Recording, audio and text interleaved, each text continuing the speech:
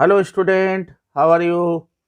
I am Anil Kumar Saxena. Welcome in my YouTube channel Expert Classes by Anil Saxena. Dear student, today I am starting question number 12 of exercise 9.1. Video को start करने से पहले मैं आपसे request करता हूं कि आप मेरे चैनल को लाइक करें, शेयर करें और यदि आप मेरे चैनल पर नए हैं तो सब्सक्राइब जरूर करें। साथ में आपसे रिक्वेस्ट है कि आप अपने दोस्तों में जरूर इसको शेयर करें। From the top of a 7 meter high building the angle of elevation of the top of a cable tower is 60 degree and angle of depression of its foot is 45 degree. Determine the height of the tower. तो इसमें आपको ये दे रखा है कि 7 metre की height जो है इस किसकी है, बिल्डिंग की हाइट है। हमें जो टोटल दे रखा है बीसी कितना दे रखा है, एच मीटर। ये मैंने मान लिया केबल टावर की जो हाइट है वो एच मीटर है। 7 मीटर की हाइट पे वो बंदा खड़ा हुआ है यहाँ पर बिल्डिंग पे, ओके। और उसने एक चीज़ और दी हुई है आपको कि डी पॉइंट पर जो एंगल ऑफ एलिवेशन बनना है वो 60 डिग्री है। यानी जब वो ऊपर की तरफ देखता है केबल टावर की तरफ तो उसका एंगल ऑफ एलिवेशन 60 डिग्री है। और जब वो नीचे देखता है फुट की तरफ, फुट ऑफ द टावर, तो उस समय उसका जो एंगल है वो कितना है, 45, जो कहलाएगा एंगल ऑफ डिप्रेशन। अब इसमें तो मुझे बताने की जरूरत होगी नहीं है। यहाँ देखिए, यदि मैं बात करूँ यहाँ से ई डी जो आपका बी दे रखा है वो 45 है, तो डेफिनेट है यहाँ पर ए बी डी बी 45 होगा। और ये दोनों कौन कैसे होंगे, ये दोनों एंगल होंगे आपके अल्टरनेटिव एंगल। इसका मतलब हम जो चीज़ दे रखी है उसको लिख लेते हैं और क्वेश्चन को सॉल्व कर लेते हैं। उसमें आपको कोई भी प्रॉब्लम नहीं आनी चाहिए। तो पहले मेरे को दे रखा था इसने height of the cable tower कितना है, h।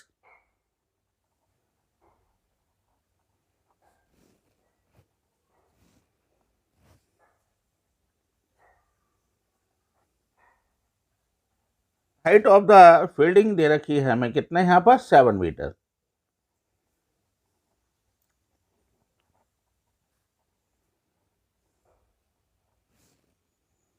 अब इसने आपको दे रखा है from the top of the building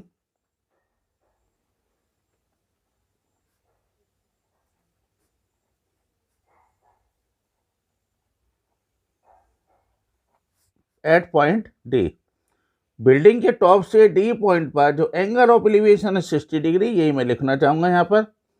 at point D angle of elevation कुछ नहीं है इसमें, केवल आपको ये चीज देना है जो क्वेश्चन में आपको दे रखा है उसको आप लिखते चले जाइए। तो angle of elevation is equal to कितना है, 60 डिग्री। और आपको दे रखा है इसने डी पॉइंट से angle of depression is equal to है आपका कितना, 45 डिग्री। मतलब ऊपर की तरफ आपको मालूम ही है कि हमेशा एंगल ऑफ एलिवेशन होता है, नीचे की तरफ हमेशा एंगल ऑफ डिप्रेशन होता है। तो नीचे की तरफ कौन सा बनना है, 45, और ऊपर की तरफ बनना है 60 डिग्री। मैंने अपनी तरफ से कुछ नहीं, जो दे रखा है वो ये आपको लिखा है। अब मैं क्या करूँगा, सबसे पहले तो मैं ये देख लूँ कि मेरी जो हाइट है उससे मेरा जो है ए बी कितना आता है। तो इसमें एक चीज़ और लिख लीजिए, let A B equal to x.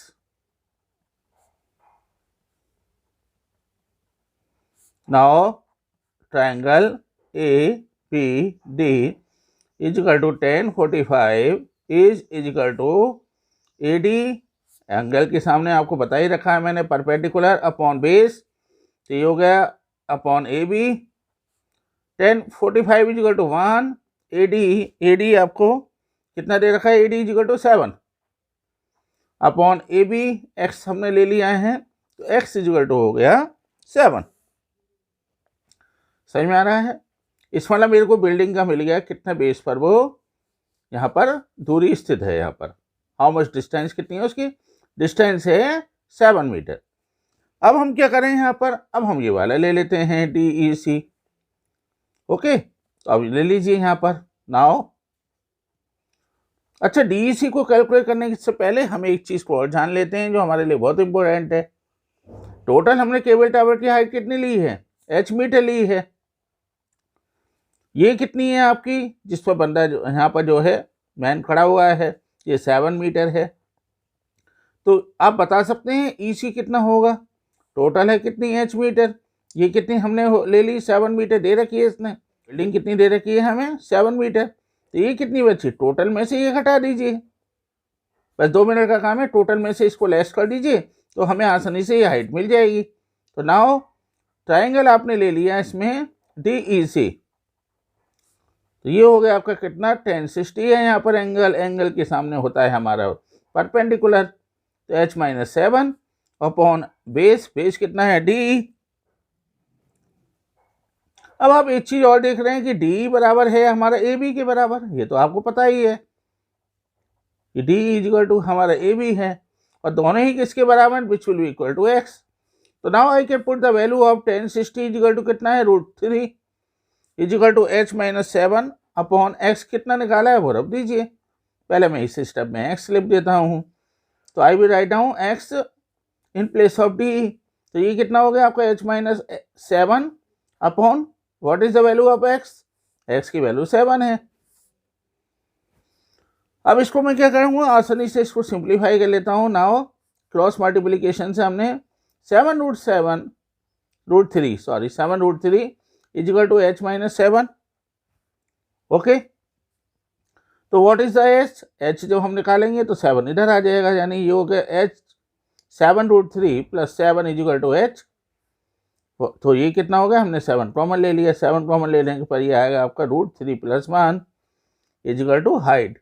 What is the height, height will be √7 plus कितना है यहाँ पर, हाइट विल बी, हाइट कितनी हो रही है 7 इंटू √3 प्लस 1। तो उसने जो पूछा था आपसे हाइट ऑफ द टावर, तो height of the tower is equal to 7√3 plus 1। कुछ नहीं करना था, बस सिंपल था, आपका केबल टावर की जो हाइट H थी वो इसने पूछी थी कि जो केबल टावर है वो कितनी दूरी पर कितनी हाइट पर स्थित है। बस मैंने ये करा था, पहले ट्रायंगल ले लिया था ABC, आपने कैलकुलेट कर लिया, उसको मेरे को पहले से दे रखा है, what is the AD equal to 7 दे रखा है, और ये मुझे दे रखा था यहाँ पर कितना है H मीटर, तो मैंने क्या करा, यहाँ of the tower equal to 7√3 plus 1 is the answer. Dear student, now I am solving question number 13. As observed from a top of the 75 meter high lighthouse from the sea level, the angle of depression of the two ships are 30 degree and 45. If one ship is exactly behind the other on the same side of the lighthouse, find the distance between the two ships. तो ships जो खड़े हुए हैं यहाँ पर, ये A और B हमारे जो है दो यहाँ पर शिप हैं, दो जहाज हैं। तो सबसे पहले हम क्या करेंगे, यहाँ पर उन्होंने एक चीज़ और दे रखी है कि जो यहाँ पर लाइट हाउस की जो हाइट है फ्रॉम द ग्राउंड लेवल वो 75 मीटर है। तो हम इसमें सबसे पहले ये लिख देते हैं, जो चीज़ हमें गिवन है हम उसके अकॉर्डिंग उसको सॉल्व करते हैं। तो सबसे पहले लेट CD इज द, आपका क्या हो गया यहाँ पर, height of the light house, जो दे रखा है उसको लिखते जाइए।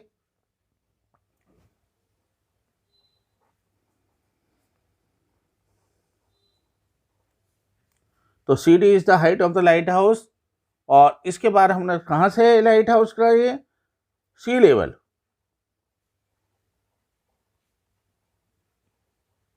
सही है, समुद्र का जो आपका सी लेवल है उससे 75 मीटर पर लाइट हाउस है।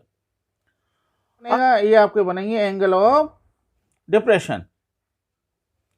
तो इसका मतलब ये है कि लाइट हाउस से एंगल ऑफ डिप्रेशन कितना है, पहले हम यदि देखें तो ये 30 डिग्री है, फिर कितना एंगल बनना है 45, और आपको ये मालूम ही अल्टरनेटिव एंगल है, जब ये 30 है तो ये भी 30 होगा, ये 45 है तो ये भी 45 होगा। तो हम वही इसको ले रहे हैं यहाँ पर, और इसको जो है हम आसानी से सॉल्व कर लेंगे। तो मैंने यही लिया है यहाँ पर जो है कि ये तो मुझे बताने की ज़रूरत ही नहीं है कि, और चाहो तो आप लिख दीजिए चलिए, जिससे आपको कोई डाउट भी ना रहे कि ODA equal to angle CAD। देखिए ODA मैंने लिया और एक ले लिया मैंने यहाँ पर CAD, दोनों कैसे हैं 30 डिग्री, चूंकि ये क्या है हमारा एंगल ऑफ डिप्रेशन है ऑब्जर्वर की पॉइंट डी से बनना है। इसी तरह से मैंने ये ले लिया angle O D B equal to हो गया आपका कितना एंगल सी बी डी, और ये कितना दे रखा है हमें, ये आपका जो दे रखा है C B D equal to 45। भाई इसमें तो आपको कोई प्रॉब्लम नहीं होनी चाहिए। अब हम क्या करेंगे, हमारा जो पहला काम होगा एक रिलेशन तैयार करेंगे एक्स और वाई के बीच में कि यहाँ से लेके यहाँ तक की जो दूरी है वो एक्स है और ए से बी तक की दूरी वाई ले लीजिए आप। और बाद में क्या करेंगे, जब दोनों दूरी हमें मिल जाएंगी तो हम भी दोनों को जोड़ देंगे और यहाँ से हम क्या करेंगे, जोड़ने के बाद हम ये निकाल लेंगे कि वास्तव में दोनों जो हमारे सिर्फ हैं वो कितनी दूरी पर खड़े हुए हैं, कितनी दूरी पर स्थित हैं। तो हम वही करें, यहाँ पर सबसे पहले मैंने वो यहाँ पर लिया triangle A C D. A C D को जरा ध्यान से देखिए आप, जब हम बात करें ए सी डी तो एंगल कितना है हमारा 30 और हमारा क्या है यहाँ पर परपेंडिकुलर है यहाँ पर सी डी और बेस क्या है हमारा ए सी। ओके, तो वही मैं लूँगा यहाँ पर सबसे पहले tan 30 equal to C D upon A C. इसमें तो कोई प्रॉब्लम नहीं है, होनी चाहिए आपको। अब कितना ले लिया हमने यहाँ पर, ये हो गया आपका 1/√3 equal to C D equal to कितना दे रखा 75। ओके, अच्छा हो तो इसको लिख दीजिए इजिकल टू 75 मीटर, जिससे आप डाउट ना है आपका। अच्छा ए सी मैंने जब जो एक्स माना है यहाँ से ले, जब जो 45 का एंगल ऑफ डिप्रेशन बना रहा है तो सी लेवल से इसकी जो मैंने मानी है डिस्टेंस एक्स है और दोनों जहाज़ों के जो बीच में डिस्टेंस है वो वाई है। तो टोटल कितना हो गया एक्स प्लस वाई। हमने ये मान लिया टोटल जो डिस्टेंस है वो एक्स प्लस वाई है। अब यहाँ से हमारा कितना है, I will create the value of X plus Y की हम वैल्यू ले लेते हैं and this will be equal to 75√3।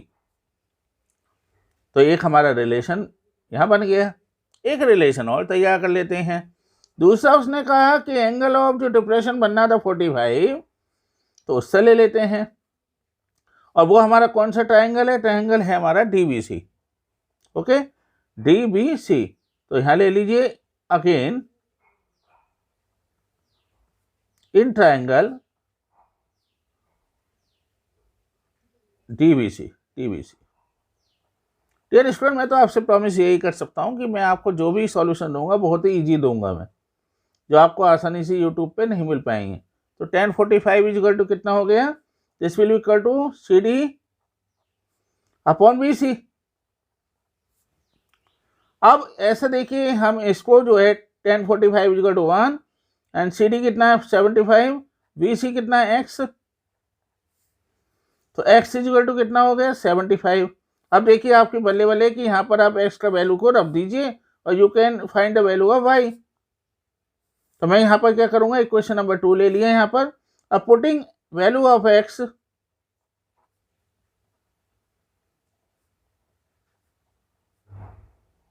इन 1, तो I will get x plus Y equal to 75√3। इसके बाद जो है आपका x इजिकल टू हमारा 75 दे रखा है यहाँ पर, प्लस का y equal to 75√3। What is the y, y equal to हो जाएगा 75√3 और माइनस का 75। अगेन मैं यहाँ लिख लेता हूँ इसको, तो y इजिकल टू हो गया 75, आप देख रहे हैं कॉमन है तो ये हो गया √3 माइनस 1। इसका मतलब ये हो गया कि दोनों जहाज जो हैं हमारे, या दोनों शिप्स हैं हमारे, उनके बीच में जो डिस्टेंस है वो कितना है। So the distance between two ships is equal to 75√3 minus 1 meter. आपके समझ में आया नहीं आया, मैं आपको फिर रिपीट कर रहा हूँ। यहाँ पर इसने ये दिया हुआ था आपको कि सी डी हमारी 75 थी।